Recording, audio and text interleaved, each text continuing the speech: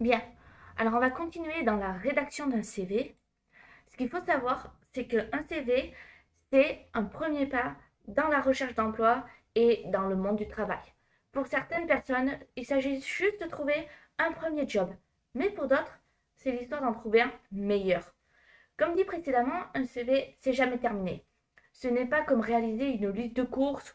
On ne va pas lister ses expériences et ses connaissances en espérant que l'une d'entre elles corresponde au poste convoité. C'est un moyen de communiquer avec le recruteur. C'est comme donner sa carte de visite professionnelle. C'est aussi un point de repère où la personne lisant votre CV va vous fixer un rendez-vous et ce jour-là, vous le retrouvez et vous discutez de votre embauche potentielle, de ce qui vous motive, etc. La rédaction d'un CV, ça se fait après avoir cherché des infos sur le recruteur et l'entreprise que vous convoitez. Faire ces recherches va vous permettre de comprendre les besoins de l'entreprise et ainsi de pouvoir y répondre. Ce n'est qu'après avoir trouvé la personne potentielle que vous contactez. Et donc de ce fait, il faut savoir qu'il y a toujours un risque de remplacement lors de l'entretien que vous pourrez travailler votre CV. Donc, qui reçoit le CV?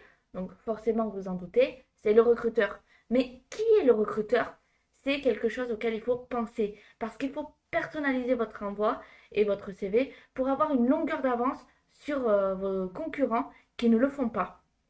Pensez à faire des CV et lettres nominatives car les recruteurs les lisent plus attentivement et donc vous avez plus de chances d'être convoqué à un entretien. Il faut se demander si c'est un associé futur, un manager, un directeur RH. Il faut savoir que dans les grands groupes, c'est centralisé. Si c'est une connaissance qui remet votre CV au potentiel recruteur, il faut se demander si la personne a un poids dans l'entreprise.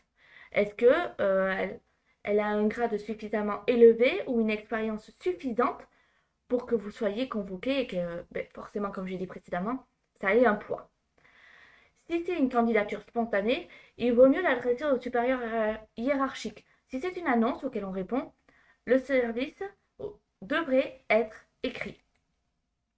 Le contenu du projet doit viser le poste désiré. Deux étapes essentielles. Structurer son expérience et formation, donc le réfléchir, choisir ses compétences que l'on veut mettre en avant.